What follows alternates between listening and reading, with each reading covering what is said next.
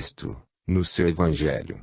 A vivência dos preceitos que ele nos ofereceu nos faz compreender o que se deve pensar acerca de Deus e da sua criação. Capítulo 22, Livro dos Espíritos, questão 22, Extensão da matéria.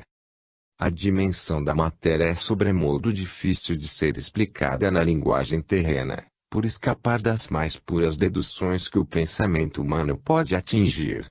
A matéria bruta que podes apalpar, sentir e cuja forma podes ver é, pois, a mais baixa vibração que o agregado de energia pode tomar.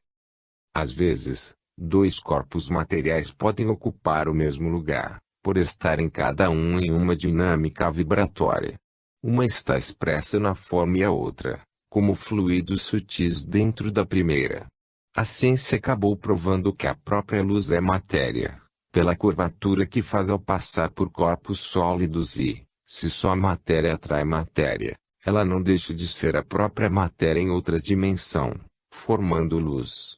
Daí podes partir para outros estados da matéria na sua engenhosa purificação, sob o comando do progresso, que não deixa de ser trabalhada pelas mãos santas de Deus.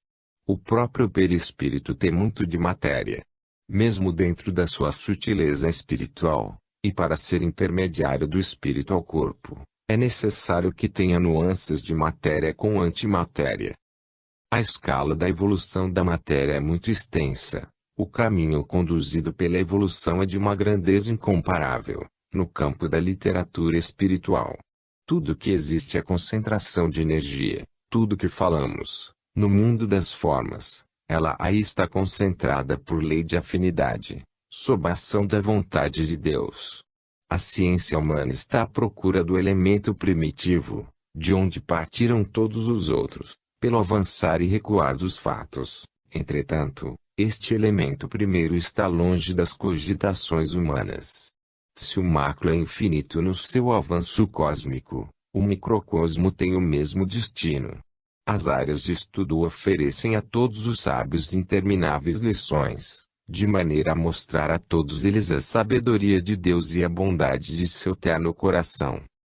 Tudo no mundo material e espiritual se encadeia, uns estão ligados aos outros por fios tenuíssimos, imperceptíveis pelos homens e que a própria ciência desconhece.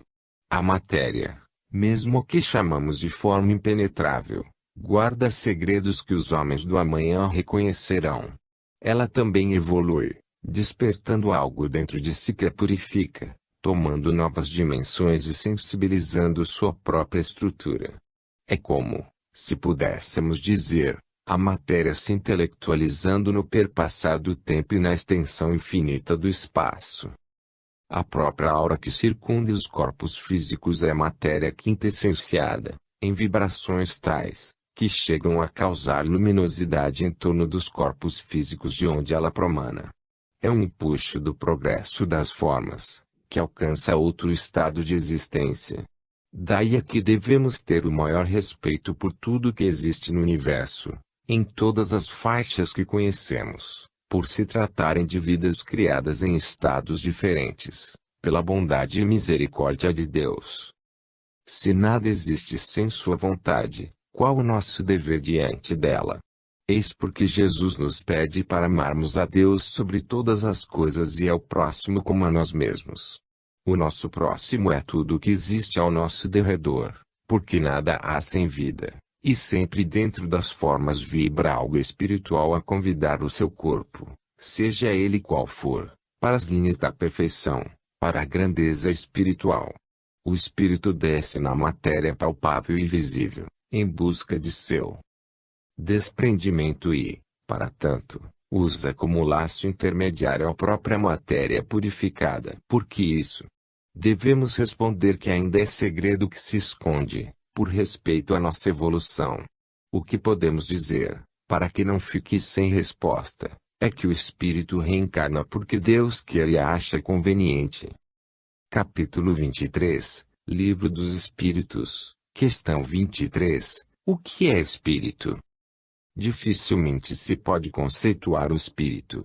A sua estrutura íntima então foge ao campo de sabedoria que já dominamos. Devemos nos dispor à análise dos atributos da alma, estudando suas reações e certas leis que garantem a nossa existência. Se ainda o corpo físico é um mistério para nós outros, o que falar do espírito? Para chegar a ele devemos percorrer vários outros campos que a alma usa como roupagem, na grande caminhada evolutiva. Se existe a escola infantil para as crianças na Terra, a lei é a mesma em se falando do aprendizado do espírito sobre as coisas espirituais. A humanidade, diante da ciência da alma, está na escola primária. Não é justo que ela passe a frequentar a universidade de um momento para outro. Somente a idade regula essa necessidade. Sobe-se os degraus gradativamente. O espírito está em faixa e dinâmica diferente do que se pense que não será justo violentar o modo de deduzir do ser humano. Todas as explicações até então dadas sobre o espírito são equações que fogem da realidade, porque os que escrevem desconhecem muitas coisas sobre si mesmos, e não passam de analfabetos da alma. Conhecer o Espírito é quase conhecer Deus. Ele foge totalmente às comparações que se faz, usando os recursos materiais. Não tiramos o esforço nem queremos anular as pesquisas científicas acerca das coisas espirituais. Não é essa a nossa intenção. Somente pedimos a todos os nossos irmãos encarnados que comecem pelo princípio, e não deem saltos nos caminhos científicos da vida. Aprendamos primeiro a harmonizar os pensamentos, a dominar o verbo, a criar condições dentro e fora de nós, para que o amor possa ser o nosso ambiente de viver. Diante disso, notaremos o desabrochar em nossos corações de outro tipo de conhecimento, que nos dotará de valores pelos quais a verdade nos revelará segredos até então escondidos nas dobras do tempo. Como conhecer o Espírito, se ainda não sabemos o valor do perdão? E como dominar o perdão, se ainda não perdoamos nos moldes do esquecimento das faltas cometidas contra nós? E como conhecer a caridade, se ainda não vivenciamos essa caridade justa e proveitosa? Como conhecer o Espírito, se ainda não conhecemos o amor? E como conhecer o amor, se ainda não amamos na verdadeira acepção da palavra? Meditemos na distância em que nos encontramos da conscientização íntima da alma. Eis porque o Evangelho vem nos convidando para uma reforma nos nossos costumes em primeira mão, para depois sentirmos que somos necessitados de maiores conhecimentos. Meu irmão, é mais lógico dar os primeiros passos na grande senda do aprendizado espiritual, com Jesus, para que possamos conhecer determinados segredos da natureza. O Cristo é o Mestre incomparável, ouçamo-lo. Todos os dias, a sua voz se faz ouvir por todos os meios que desejarmos, basta que haja interesse em aprender com humildade. Livremo-nos do orgulho e do egoísmo e abramos a mente para a verdade, que ela nos libertará. Não queiramos saber o que é o Espírito.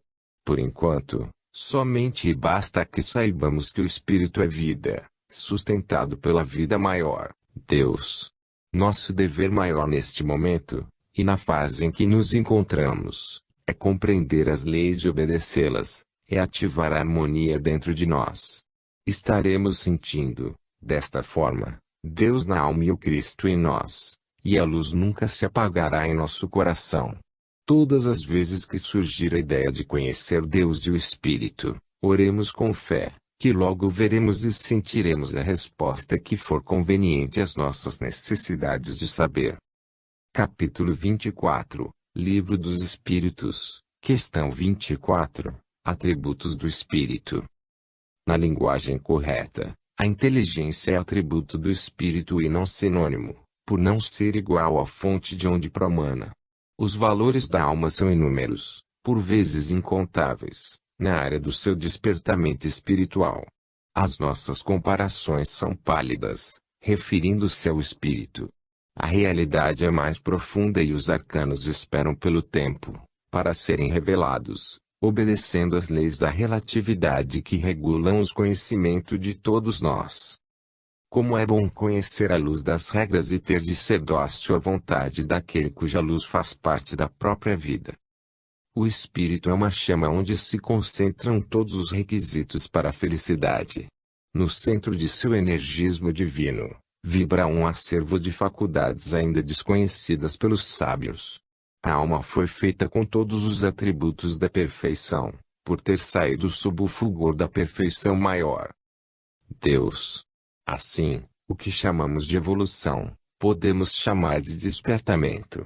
Se escrevemos e falamos sempre sobre a evolução do espírito, é por nos faltar recursos na linguagem, mas nunca empregada com tal sentido. Todos já nascemos perfeitos, bastando para isso o despertar das qualidades inerentes ao nosso mundo interno, que somente Deus conhece, e nós outros temos algumas notícias. Quando falamos da urgência de conhecermos a nós mesmos, é no sentido da educação dos hábitos arraigados, cuja permanência em nós entorpece os nossos sentidos espirituais mais dignos de serem mencionados, e não do conhecimento íntimo do espírito. A distância ao percorrer-nos da vertigem, pois a razão, mesmo a mais apurada, mesmo a inteligência mais lúcida são incapazes de registrar o conhecimento integral do espírito. Entreguemos isso ao tempo, que ele nos falará pela vontade de Deus, na hora certa, o que nos for mais conveniente. A vida é, pois, uma eterna busca, por esse motivo é que Jesus sentencia com propriedade: buscai e achareis. Nunca ficaremos sem resposta, jamais ficaremos sem o entendimento, na medida das nossas capacidades. No entanto, o esclarecimento vem, não atendendo à nossa vontade, mas, de acordo com a vontade do Senhor. Os homens geralmente confundem os efeitos pelas causas.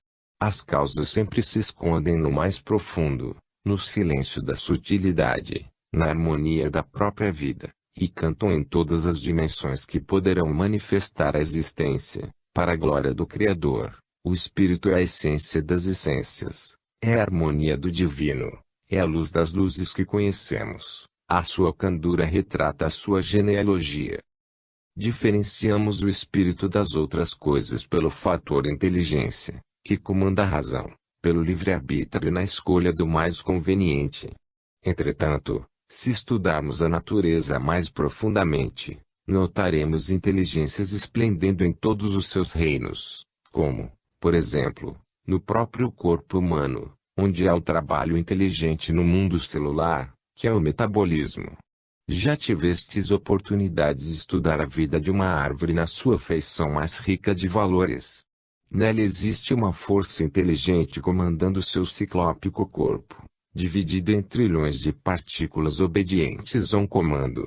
A razão, a inteligência do homem, certamente que marca um passo a mais na evolução da morada espiritual, movendo o corpo físico, o que não quer dizer que somente ele tem inteligência. São atributos do espírito todos os dons, como em tudo existe reflexo dormindo e desabrochando como sendo a luz de Deus, dentro de tudo que existe.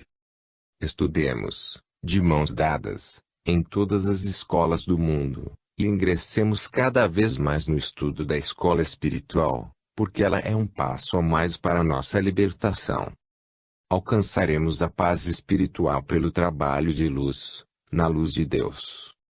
Capítulo 25, Livro dos Espíritos, Questão 25, Independência do Espírito.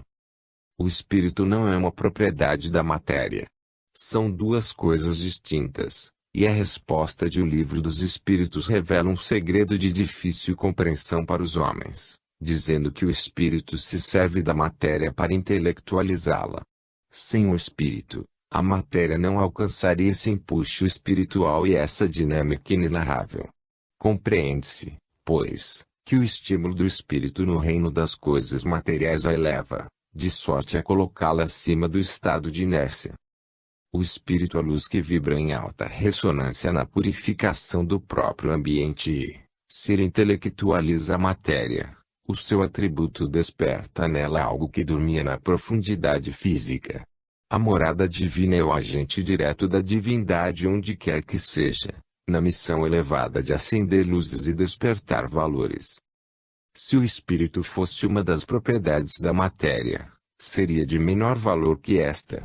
E o contrário que ocorre. A matéria é serva do espírito em todos os ângulos da criação. É um instrumento do qual ele se serve, como condição ao seu aprendizado. As coisas físicas constituem, para a alma, um regime agressivo, de maneira a despertar qualidades quietas na intimidade do ser espiritual. Foi esta a vontade de Deus quando a criou. A matéria é energia concentrada e a energia é matéria em estado rarefeito. Existem muitas coisas entre um estado e outro, que escapam às nossas sensibilidades. Não devemos comparar nem dizer que a alma é filha da matéria. Espírito é espírito, matéria é matéria. Nossa independência é que nos caracteriza como individualidades mais ou menos livres de determinadas peias, criadas pela falta de liberdade, como os conglomerados físicos.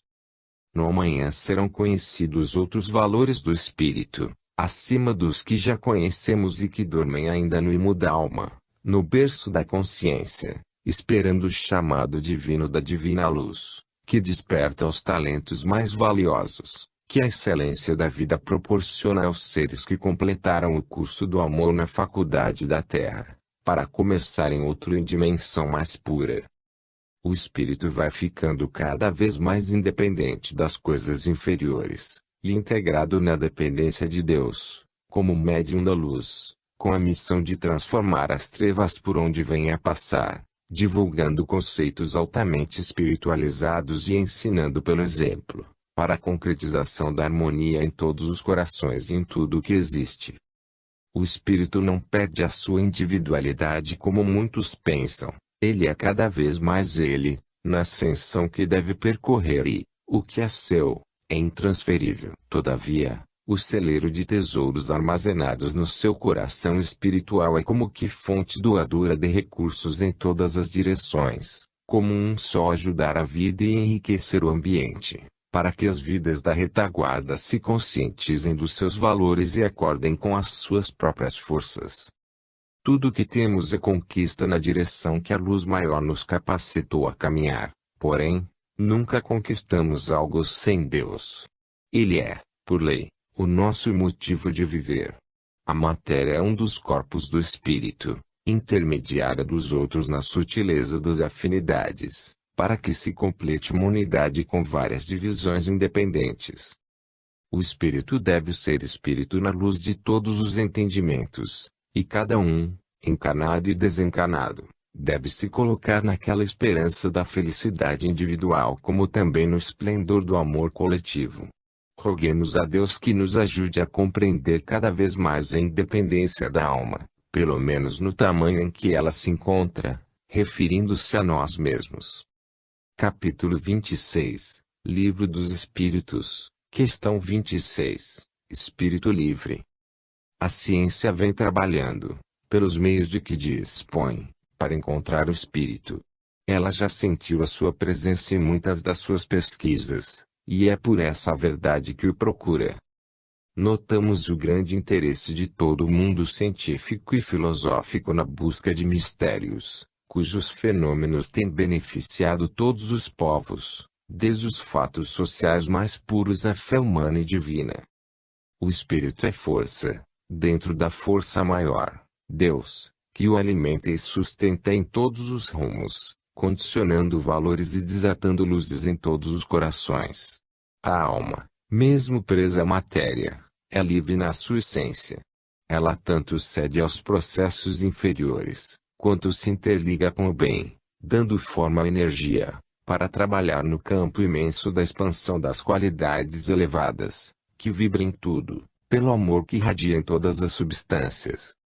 Pelo pensamento podemos deduzir que somos individualidade separada da matéria, e que a matéria é uma substância separada do espírito. Porém, no caso do espírito encarnado, é forçoso compreender a necessidade da alma progredir e fazer com que a matéria avance com o progresso, desfazendo-se da sua própria letargia.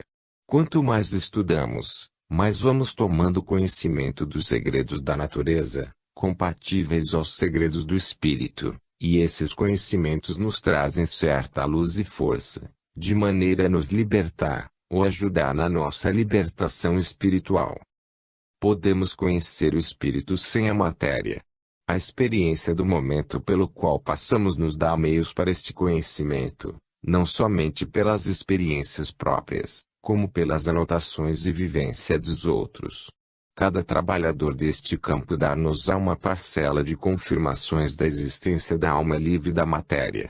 Os irmãos que carregam no coração a infelicidade de negar a sua própria existência como espírito livre que sobrevive depois do túmulo, estão mentindo para si mesmos, esforçando-se para apagar a chama de verdade, acesa no coração pela mão divina. Ninguém consegue contrariar as leis espirituais. A força de Deus a sustenta e dá a vida. Negar o próprio Pai é desmantelo da consciência e desajuste dos próprios sentimentos. Não existe uma família, uma criatura sequer na Terra, que já não tenha constatado um fenômeno de ordem espiritual.